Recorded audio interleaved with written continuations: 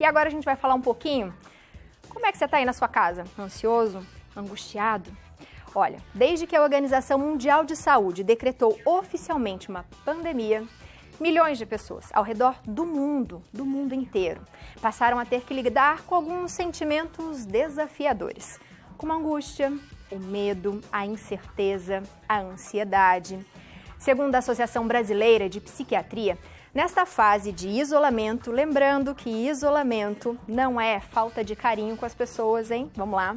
Algumas atitudes podem prejudicar a saúde mental.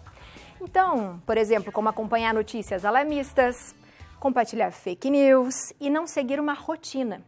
Para falar um pouco sobre esse assunto, nós vamos conversar por Skype com o psiquiatra Dr. Rodrigo de Almeida Ramos. Doutor, boa tarde para você. Muito obrigada por estar com a gente aqui. Aviane. Boa tarde, espectadores do Santa Receita. É um prazer estar aqui com vocês. Muito obrigada, doutor. Hoje, no começo do programa, eu até falei um pouquinho disso, que a gente precisou ficar isolado para entender a importância do coletivo, né? Como é que isso tem afetado as pessoas em casa? Pois é, e tem sido muito difícil, né?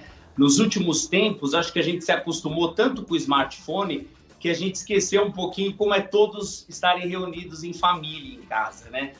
Mas a grande questão aqui, Abiane, é que realmente a quarentena ela é muito agressiva para o ser humano, né?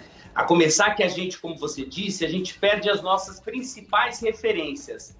O nosso cérebro ele é totalmente treinado para funcionar de acordo com referência, a começar a referência mais básica, que é o claro e o escuro.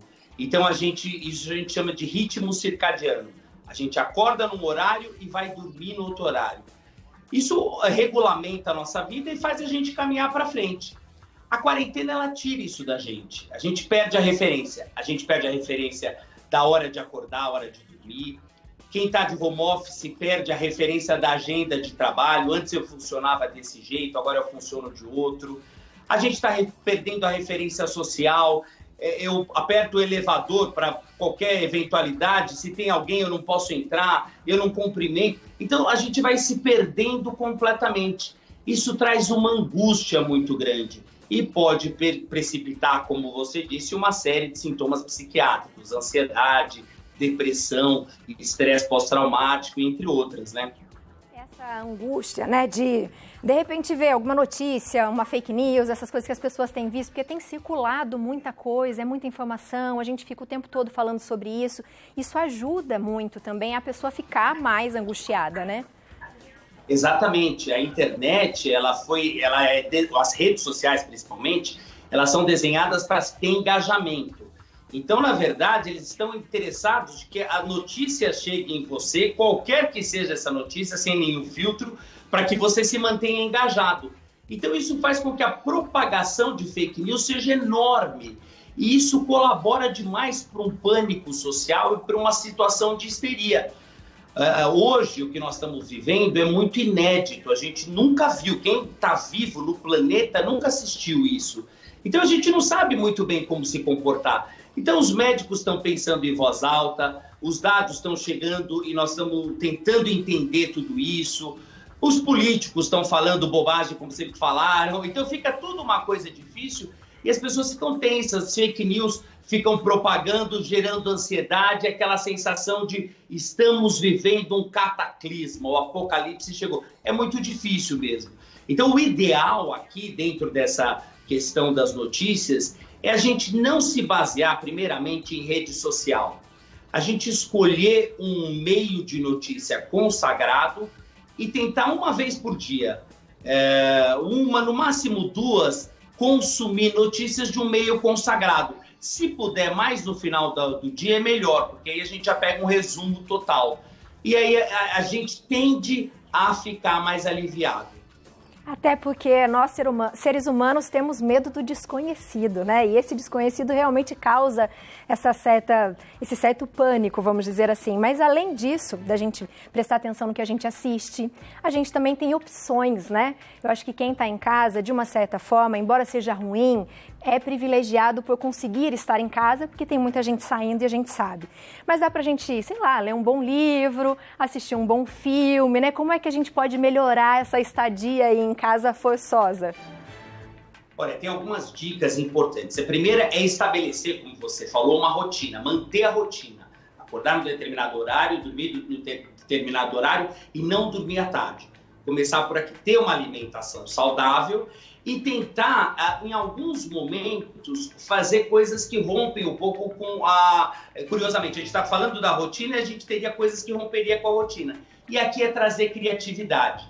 Né? Tem pessoas que estão pintando, a minha irmã, por exemplo, está escrevendo poesias e mandando para a família inteira. Então, assim, legal. É deixar aflorar um pouco mais isso. E tem uma dica também muito importante, que é assim, tem crescido cada vez mais nos meios médicos a certeza da importância de meditar.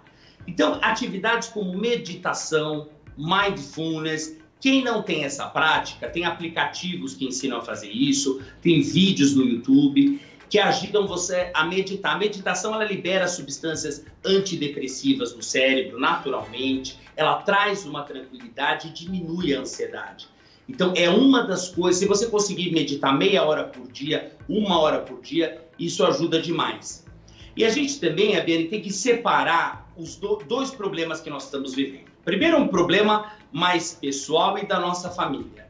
Nós temos que cuidar da nossa saúde, até como você mesmo disse, é um vírus desconhecido, que vem com uma ameaça de que pode causar mortes, tudo. Então, isso aciona quadros ansiosos. Então, a gente tem que cuidar da nossa saúde. O que a gente tem certeza que ajuda? Lavar as mãos, usar álcool gel, coisas que os especialistas estão dizendo e as pessoas estão cansadas de saber. Mas tem um outro fator que tem preocupado, que é o fator assim, como fica o mundo? Né? As empresas vão quebrar, eu vou ter meu emprego, eu não vou. Então, neste momento de crise, vamos separar as duas angústias. Primeiro, vamos cuidar do pessoal. Vamos garantir que você está protegido, que você está calmo, que a sua família está calma, né? Que você está meditando, está usando a criatividade, etc. E no outro momento, a gente deixa em segundo plano essa história do mundo, porque senão a gente fica maluco. Se a gente tentar fazer as duas coisas de uma vez, a gente não consegue. Eu adorei essa dica. Porque, né, a gente é muito ansioso mesmo, né, por natureza. E com essa enxurrada de informações, você pensa na sua família também nesse sentido, tá, eu tô tranquilo, mas e fulano, e ciclano, né? Então tem muito isso. E uma coisa que eu acho importante, que a gente tem falado muito, é que para cuidar da família, dos avós, dos pais, e a gente fala da palavra isolamento, mas o isolamento não é falta de carinho, né, doutor? Como é que a gente pode manter essa afetividade mesmo distante? Exatamente, e isso é tão interessante que tem crescido muito no consultório queixas recorrentes de uma sensação de vazio e de solidão. Agora, essa sensação é compartilhada, ela não é real, ela é uma sensação vinculada a um processo que nós estamos tendo. É o que você falou, não falta carinho, é que nós não estamos podendo nesse momento, não está sendo aconselhado que tenha contato físico. Mas que bom que isso aconteceu nesse momento da história, que nós temos formas de fazer videoconferências, chamadas, e você pode ligar vários amigos, conversar, um dar risada com o outro, né? Você pode ver a cara do amigo, você pode trocar um abraço à distância, coisas desse tipo. Então, assim, que bom que aconteceu agora, porque quando aconteceu lá atrás, o sofrimento com certeza era muito maior, né? Nós já tivemos outras epidemias, já tivemos que ter isolamento e a descrição é de um sofrimento maior, né? Porque não tinha esses recursos. Com certeza. Doutor, e que horas eu devo procurar um médico? Quando você perceber, né? Tem duas coisas importantes, né? As pessoas me perguntam muito assim, doutor, falta de ar, só uma dica relacionada à questão do coronavírus. Como que eu diferencio a falta de ar do coronavírus da falta de ar ansiosa? Primeira coisa, a falta de ar ansiosa, ela é súbita. Ela surge do nada e ela se mantém muito irregular. A falta de ar do vírus, ela é constante, ela vai surgindo devagarzinho e vai vir. E ela é mais dolorosa. Então, você sentiu falta de ar, fecha os olhos, põe uma música leve, conta até 50. Se você perceber que acalmou, é ansiosa. Agora, Se seu pensamento ficar completamente dominado pelas ideias de catástrofe, se você perceber que você não está conseguindo dormir, se você perceber que a ansiedade está dominando, você não consegue mais se desligar do assunto, tem chorado, tem tido taquicardia, sudorese, vale procurar um psiquiatra ou um psicólogo. Hoje o Conselho Regional de Medicina, ele autorizou, o Conselho Federal de Medicina autorizou a telemedicina. Quem está inseguro, não quer fazer consulta presencial, pode fazer consulta por Skype, por WhatsApp, que vai estar assistido.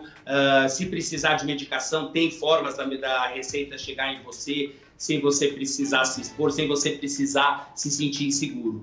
Né? Então, assim, eu acho que é muito importante ver isso. Se essa pandemia dominar o seu dia a dia a ponto de você deixar de ser você, acho que vale procurar um profissional de saúde. Doutor, muito obrigada por conversar com a gente hoje. É um prazer tê-lo aqui com a gente. Eu agradeço o senhor e já faço para todas as pessoas que têm ficado com a gente no Santa Receita o carinho de todos os profissionais que têm dado informação, deixado a gente um pouco mais calmos. Muito obrigada por compartilhar seu conhecimento, viu? Muito obrigado a vocês pelo convite. Obrigada, doutor. É um prazer. É um prazer, é nosso. Tchau, tchau. Tchau.